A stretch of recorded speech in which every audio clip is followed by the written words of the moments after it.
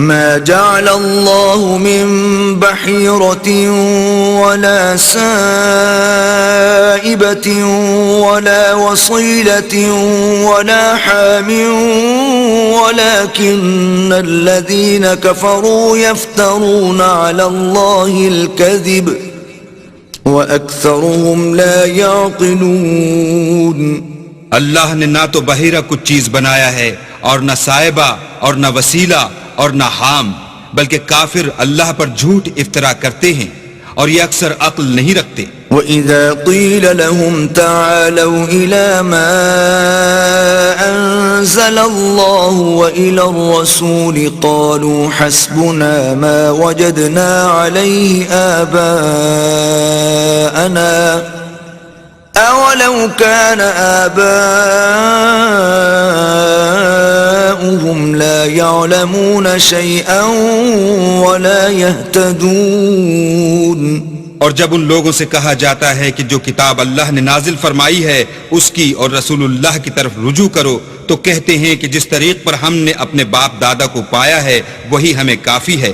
بھلا اگر ان کے باپ دادا نہ تو کچھ جانتے ہوں اور نہ سیدھے رستے پر ہوں تب بھی.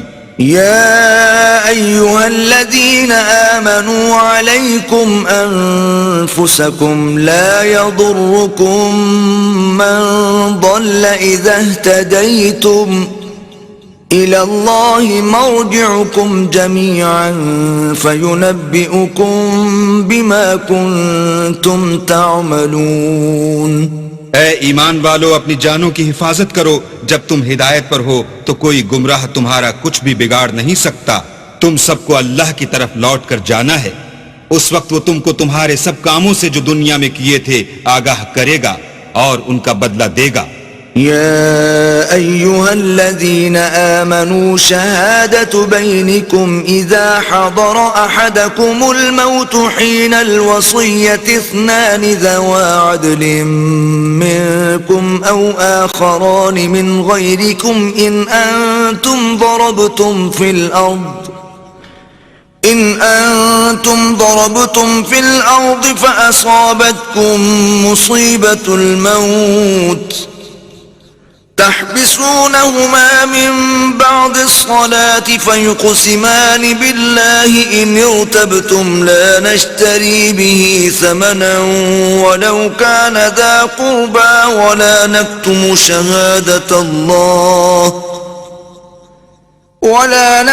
شهادة الله إنا إذا لمن الآثمين.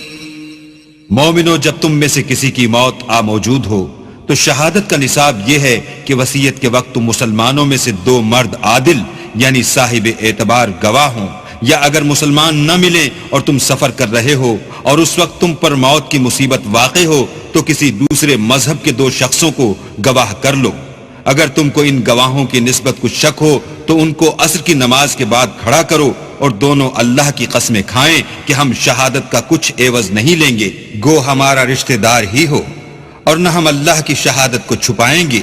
اگر ایسا کریں گے تو گناہ گار ہوں گے. فَإِنْ عُثِرَ عَلَىٰ أَنَّهُمَا اسْتَحَقَّا إِثْمًا فَآخَرَانِ يَقُومَانِ مَقَامَهُمَا مِنَ الَّذِينَ اسْتَحَقَّ عَلَيْهِمُ الْأَوْلَيَانِ